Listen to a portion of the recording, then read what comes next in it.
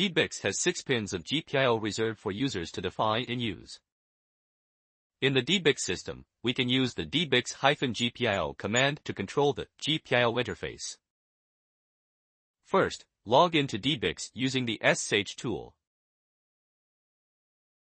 Run DEBIX-GPIO directly. It will print the instructions for this command. Run DEBIX-GPIO show GPIO name, and it will print the location and the definition of every pin of the GPIO interface on the motherboard. Let's look at the GPIO output first.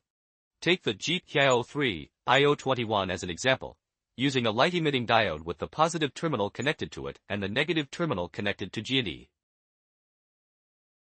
Run the command DEBIX-GPIO GPIO3_IO21out1. Then the voltage rises and gives an output of 3.3 volts, and the diode lights up. Run the command DEBIX-GPIO GPIO3_IO21out0. This time the voltage decreases to 0 volt, and the diode goes out.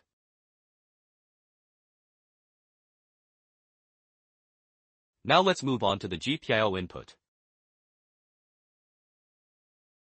Enter the command DEBIX-GPIO GPIO1_IO11out1 to set the pin to 3.3 volts output. Next, enter the command DEBIX-GPIO GPIO3_IO21in3 to set the pin to input state. Then short-circuit the GPIO1 to GPIO3, and the GPIO3 detects a rise of external power from GPIO1. It will print info: pin 85 value equals 1 in the terminal. Disconnect the GPIO1 from GPIO3. This time, GPIO3 detects that the external power decreases.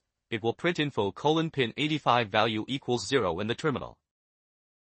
Thanks for your watching. See you next time.